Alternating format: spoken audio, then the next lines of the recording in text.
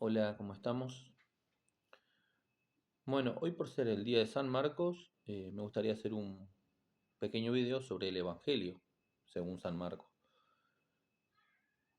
Eh, el Evangelio de Marcos pertenece a uno de los evangelios llamados sinópticos, ¿no? Estos tres evangelios que son Mateo, Marcos y Lucas, que también leemos en los ciclos litúrgicos, ¿no? En el ciclo A leemos, generalmente siempre leemos al Evangelio de Mateo, en el ciclo B leemos al Evangelio de Marcos y en el ciclo C el Evangelio de Lucas. Bueno, el Evangelio de Marcos es el Evangelio más corto de los tres Evangelios.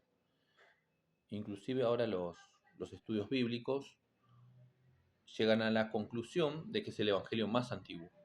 Por ser el más corto, sirvió de fuente original para Mateo y Lucas. Por eso, los sinópticos vemos, si cotejamos los tres evangelios, hay textos que tienen mucha similitud, pero vemos que en Mateo, por ejemplo, y Lucas, hay también ciertos textos que son parecidos. Entonces se cree que estos tres evangelios, los sinópticos, eh, tuvieron dos fuentes, como en el caso de Mateo y Lucas, tuvieron como fuente originaria a Marcos, pero también una fuente aparte que se llaman los dichos de Jesús, que se llama la fuente Q. Porque estos que tienen, de igual manera, tiene Lucas y Mateo, no está en Marcos.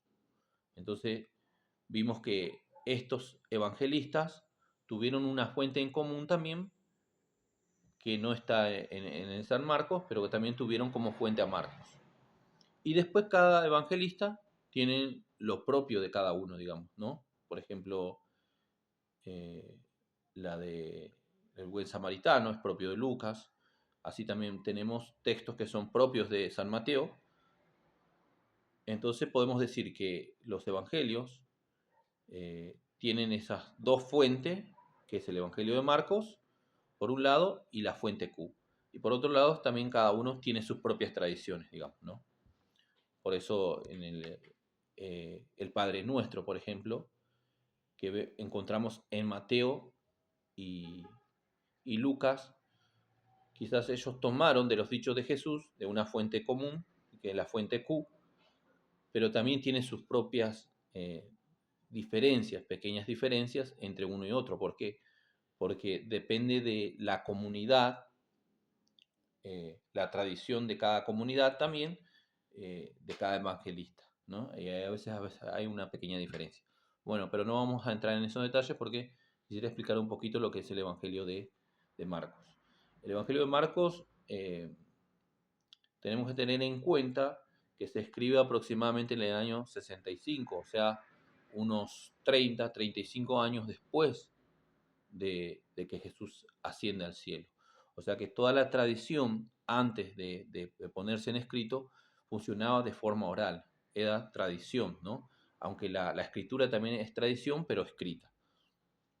Entonces los evangelistas vieron la necesidad porque se estaban muriendo los últimos discípulos, lo que son los testigos oculares que vieron a Jesús, caminaron con Jesús.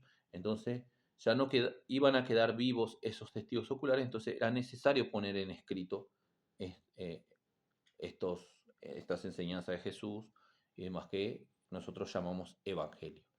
Bueno, el evangelio de Marcos, el más corto, quizás es el más sencillo también, ya sea con el lenguaje, un poco más eh, rudimental, digamos, el texto, porque vemos que el Evangelio de Lucas, por ejemplo, está muy bien escrito, Mateo también un poco más elaborado ya, pero que son posteriores, se escribieron aproximadamente 20 años después. O sea, se cree que en el 80-85 podemos datar los evangelios de Mateo y Lucas. En cambio, el de Marcos lo podemos encontrar en el año 65. Entonces, decíamos que es una estructura más sencilla, eh, inclusive un Jesús mucho más humano, vemos. Y hay una postura en el que Marcos va a desarrollar, es el secreto mesiánico, ¿no?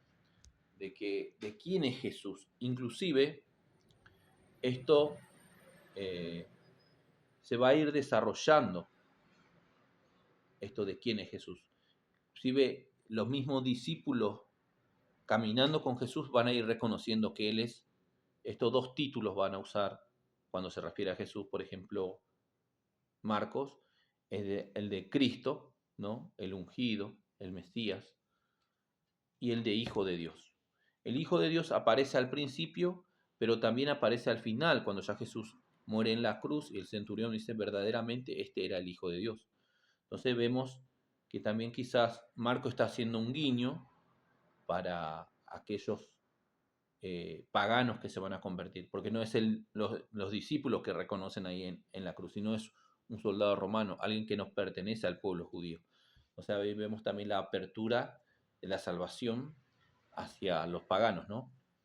Entonces, hay un momento clave, por ejemplo, en el 8:29, en donde Pedro lo reconoce como el Cristo, el Mesías, ¿no? Entonces, toda esa primera etapa de San Marcos, del 1:8, el capítulo 1 al 8, toda esa eh, etapa pública de Jesús, ¿no? De los milagros y demás, todo se va a desarrollar en Galilea, ¿no? En cambio, a partir de que Pedro lo reconoce como el Mesías, Jesús va a empezar a hacer la subida hacia Jerusalén. Porque para los tres evangelios sinópticos hay una sola subida a Jerusalén, de Jesús a Jerusalén. En cambio, para el evangelio de Juan, que es algo totalmente distinto, parece que Jesús sube varias veces, ¿no? Como 3 veces sube a Jerusalén. Pero bueno, ahí tenemos la variedad, ¿no? Hay un solo evangelio, pero en 3 libros, en 4, si contamos también el evangelio de Juan. Por eso se nos presenta de 4 maneras, digamos, Jesús, pero es un solo evangelio. Es como Jesús, el misterio de Jesús también es tan grande que se necesitó, digamos, de 4 perspectivas distintas para explicarlo mejor a este Jesús. Ningún evangelio se contradice, ¿no? Sino que nos da distintas perspectivas del mismo Jesús. Entonces, el evangelio de Marcos es el más antiguo y que sirvió de base para que los demás evangelios se escribieran. Entonces, uno de los rasgos característicos, ¿no? de San Marcos va a ser que Jesús no se va a hacer mostrar. Inclusive cuando lo reconocen a Jesús como un Mesías, él va a decir, pero esto no se lo cuenten, ¿no? A los demás. Que sea como siga siendo como un secreto, digamos, ¿no? Entonces, los discípulos mismos en el camino van a ir reconociendo a Jesús como Mesías y como Hijo de Dios. Pero para el lector actual, nosotros ya de entrada conocemos que Jesús es Hijo de Dios. Entonces, ¿para qué, digamos, nos sirve esta perspectiva? Porque en el camino, si nosotros nos ponemos a caminar al lado de Jesús, también es la forma de poder conocerlo mejor a Jesús. Nosotros nos vamos haciendo discípulos en el camino, como los hicieron los discípulos en su momento, ¿no? En la época de Jesús. Entonces es importante también ver las perspectivas que tiene el mismo San Marco, que se cree que fue un sobrino del mismo Pedro, y el evangelio que escribió lo escribió desde Roma y lo escuchó de boca de San Pedro, ¿no? Porque como fue sobrino, eh, podría ser que no es un testigo ocular, pero que recibió de primera mano esa fuente que vendría a ser como eh, todo lo que le contó San Pedro, digamos, a su sobrino. Y este Juan Marcos también aparece en las mismas cartas paulinas, ¿no?